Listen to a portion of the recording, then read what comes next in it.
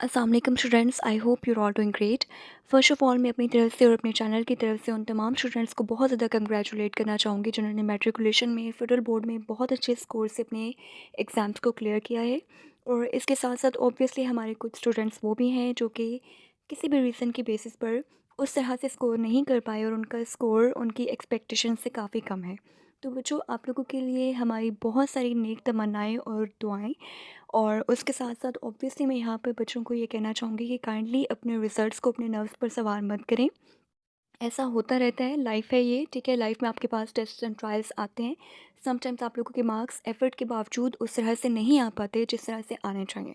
तो बच्चों, हमेशा याद रखें कि आइंस्टाइन, थॉमस एडिसन और जितने भी हमारे बड़े साइंटिस्ट गुज़रे हैं, ये सारे बेचारे वो थे जिनको स्कूलों से निकाल दिया गया था, उनकी फेलियर्स की बेसिस पर, ठीक है? सो आप लोगों की किस्मत या आप लोगों की इंटेलिजेंस सिर्फ़ और सिर्फ़ आप लोगों के स्कोर पे, आपके मार्क्स पे डिपेंड नहीं करती। आप लोगों ने इन चीज़ों को लेकर इतना ज़्यादा परेशान नहीं होना और ख़ुद को डीमोटिवेशन या मायूसी का शिकार नहीं होने देना। सो काफ़ी दिनों से मुझे काफ़ी सारे क्वेश्चंस रिसीव हो रहे थे, लेकिन कुछ बहुत ज़्यादा मसरूफ़ियत की बिना पर कोई वीडियो मैं क्रिएट नहीं कर पा रही थी। आप लोगों ने ऑब्ज़र्व किया होगा और आज काफ़ी दिनों बाद मैंने एक वीडियो क्रिएट की स्पेशल आप लोगों की रिक्वेस्ट के बेसिस पर। और इसमें इंशाल्लाह हम लोग तमाम चीज़ें डिटेल में डिस्कस करने वाले हैं about rechecking, about improvements and all other stuff. So बच्चों, सबसे पहले तो बच्चे जो मोस्टली क्वेश्चन कर रहे हैं वो यही कि रीचेकिंग और इम्प्रूवमेंट में से क्या चीज़ बेहतर रहेगी। तो बच्चों, रीचेकिंग के आप लोगों ने फ़ी फॉर्म्स देख लिए होंगे। आपको रीचेकिंग के लिए पर सब्जेक्ट, ठीक है, फॉर एग्जांपल अगर आप लोग इंग्लिश का पेपर रीचेक करवाना चाहते हैं तो आपको 1000 रुपये पे करना पड़ेगा। अगर आप लोग उर्दू का पेपर रीचेक करवाना चाह रहे हैं तो भी आपको 1000 रुपीज़, ठीक है। सो अगर आप लोग अपने 6 सब्जेक्ट्स को रीचेक करवाना चाह रहे हैं तो आप लोगों को 6000 रुपीज़ पे करने पड़ेंगे। और उसके बाद होगा क्या, आप लोग ऑफिस में जाएंगे और वहाँ पे आप लोगों को आपका आंसर स्क्रिप्ट दे दिया जाएगा और वहाँ पे सिर्फ़ और सिर्फ आपके पास ये हक होगा कि आप लोग अपनी टोटलिंग कर सकें, ठीक है। कि कहीं पे आपके किसी टोटलिंग में तो कोई मिस्टेक नहीं है। आप लोगों के साथ ऐसा कुछ नहीं होने वाला कि आप लोग वहाँ पे अपने क्वेश्चन को देखें और आप लोग ये कहें कि ये question for example let's suppose 8 number का था और मैंने आप यहाँ पे पूरा लिखा है तो मुझे इसमें 2 नंबर क्यों मिले, ठीक है। ऐसा कुछ भी नहीं होने वाला। आप लोगों के किसी क्वेश्चन के भी मार्क्स को चेंज नहीं किया जाएगा। सिर्फ़ और सिर्फ टीचर्स वहाँ पे जो होंगे, जो भी वहाँ पे स्टाफ होगा, वो आपकी रीचेकिंग में आपकी रीटोटलिंग करेगा, ठीक है। यानी कि टोटल किया जाएगा कि कहीं आपकी किसी किस्म की टोटलिंग में तो कोई मिस्टेक नहीं है। और उसमें बहुत कम चांस है कि आप लोगों की टोटलिंग में कोई मिस्टेक हो, क्योंकि ऑब्वियसली फेडरल बोर्ड इतना बिल्कुल केयरलेस वर्क नहीं करता और वो ऑलरेडी काफ़ी दफ़ा आप लोगों के रीटोटल करके तब आप लोगों का रिज़ल्ट आप लोगों के साथ शेयर करता है। सो रीचेकिंग में सिर्फ़ और सिर्फ आप लोगों का मोस्ट ऑफ़ द टाइम्स पैसा ज़ाया होता है और बहुत कम चांस होता है, आपका सिर्फ 5 से 10% चांस है कि अगर आप लोगों के वहाँ पे कोई खातिर ख्वाह मार्क्स में इजाफा हो जाए। अदरवाइज़ आप लोगों के मार्क्स में इंक्रीज़ नहीं आता। जबकि दूसरी तरफ हमारे पास है इम्प्रूवमेंट। इम्प्रूवमेंट में आप लोग यहाँ पे देख सकते हैं, इम्प्रूवमेंट में आप लोगों की फ़ी जाना स्टार्ट हो गई है। सबसे पहली जो आप लोगों की जो नॉर्मल फ़ी जा रही है फॉर इम्प्रूवमेंट, ठीक है। इम्प्रूवमेंट एग्ज़ाम्स के लिए जो आप लोगों की नॉर्मल फ़ी जा रही है वो बच्चों, जिस दिन आप लोगों का रिज़ल्ट आया था उसी दिन से ये फॉर्म्स आप लोगों के लिए ओपन कर दिए गए थे और उस डेट से लेकर 2 तारीख तक, ठीक है। यानी जो आप लोगों का अगस्त की 2 तारीख है तब तक अगर आप लोग अपनी फ़ी पे करवाते हैं तो आप लोगों को नॉर्मल फ़ी पे करनी पड़ेगी। अगर आप लोग इसके बाद फ़ी पे करवाते हैं, फॉर एग्ज़ाम्पल अगर आप 3 तारीख तक चले जाते हैं, ठीक है, 3 के बाद 8 तक आप लोगों को डबल फ़ी पे करनी पड़ेगी। उसके बाद अगर आप लोग 9 तारीख को जाते हैं, ठीक है, और उसके बाद आप लोग फ़ी पे कराते हैं तो 9 के बाद 13 तक आप लोगों को ट्रिपल फ़ी पे करनी पड़ेगी।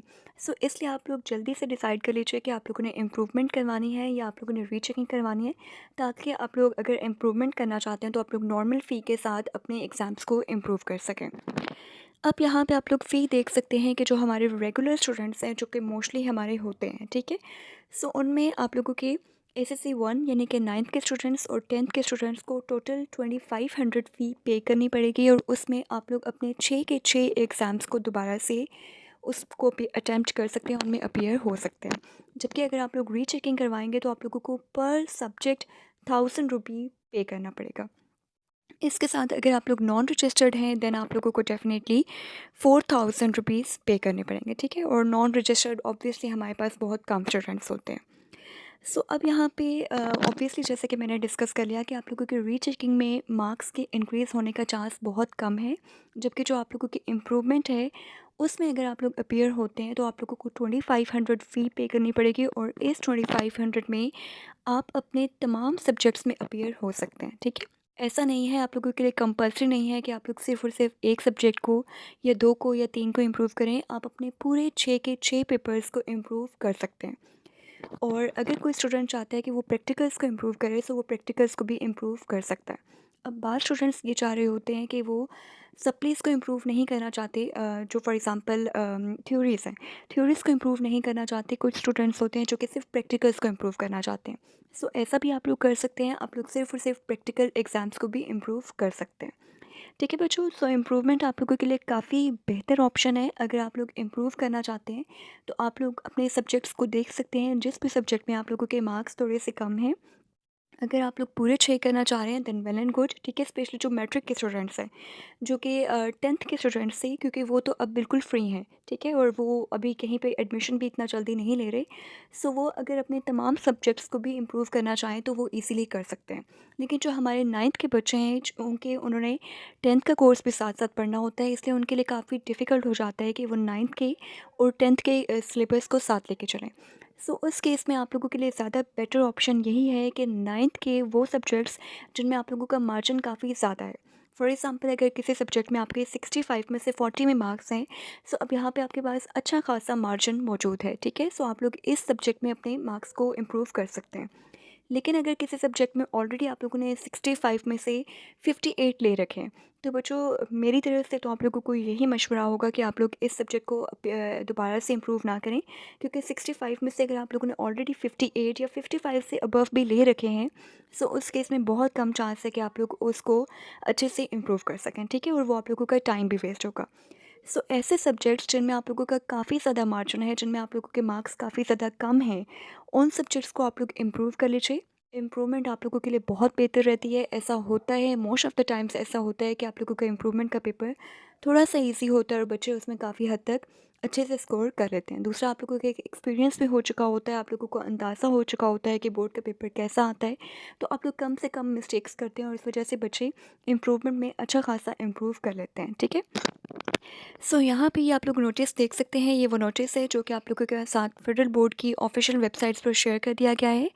और इसमें आप लोगों के पास ये तमाम जो इन्फॉर्मेशन है वो डिटेल में लिख दी गई है। सो अगर मोस्ट ऑफ़ द स्टूडेंट्स तो ऑब्वियसली इसको देख चुके होंगे, लेकिन अगर किसी बच्चे ने इस नोटिफिकेशन को नहीं देखा तो आप लोग डिटेल में यहाँ पे तमाम इंस्ट्रक्शंस पढ़ सकते हैं। ये बिल्कुल सिंपल अल्फाज में आप लोगों के लिए तमाम इंस्ट्रक्शंस यहाँ पे लिख दी गई हैं। इसके अलावा जो हमारे स्टूडेंट्स हैं, जो कि सप्ली के स्टूडेंट्स हैं, फॉर एग्ज़ाम्पल जिनकी सप्लीज़ आ गई हैं, जो कि केमिस्ट्री में, फ़िज़िक्स में, बायोलॉजी में, किसी भी सब्जेक्ट में फ़ेल हो चुके हैं, सो वो अगर चाहें तो वो सेकंड एनुअल एग्ज़ामिनेशन में भी अपनी सप्ली क्लियर कर सकते हैं, और अगर वो चाहें तो वो नेक्स्ट ईयर जो हमारा 9th का एग्ज़ाम होगा उसमें भी वो अपीयर हो सकते हैं, ठीक है। सो आप लोग अगर पूरा साल लेना चाहते हैं तो आप लोग पूरा साल भी ले सकते हैं, और अगर आप लोग अभी अपनी सप्लीज़ को क्लियर करना चाहते हैं तो इस सेकंड एनुअल एग्ज़ामिनेशन में भी आप लोग अपनी सप्लीज़ को क्लियर कर सकते हैं। सो that's all about from today's video. यहाँ पे आप लोग तमाम इंस्ट्रक्शंस को देख लीजिएगा, आप लोगों ने फ़ी किस तरह से पे करनी है। जो मोस्टली स्टूडेंट्स, जो हमारे रेगुलर स्टूडेंट्स हैं, वो तो क्योंकि अपने स्कूल्स में बिलोंग कर रहे होते हैं और स्कूल्स ही उनका एडमिशन भेजते हैं, ठीक है। सो उनके लिए तो कोई कोई इशू नहीं है, लेकिन जो हमारे प्राइवेट स्टूडेंट्स हैं जो घर बैठ कर करते हैं, वो यहाँ से तमाम इंस्ट्रक्शंस को पढ़कर इसके अकॉर्डिंग अपनी ऑनलाइन फ़ी सबमिट करवा सकते हैं। और जो रेगुलर स्टूडेंट्स हैं जो कि कॉलेजेस में जा रहे हैं, स्कूल्स में जा रहे हैं, वो यहाँ पे देख सकते हैं कि आप लोगों की फ़ी कितनी है, ताकि आप लोगों के स्कूल्स वाले अगर आप लोगों को बहुत ज़्यादा डॉज करने की कोशिश करें, सो आप लोगों को अंदाज़ा हो कि आप लोगों के जो ऑफिशियल नोटिस हैं और वहाँ पे फेडरल बोर्ड की तरफ से कितनी फ़ी जो है वो इसके लिए की गई है, ठीक है। So that's all about from today's video. Thank you so much. अल्लाह हाफ़िज़।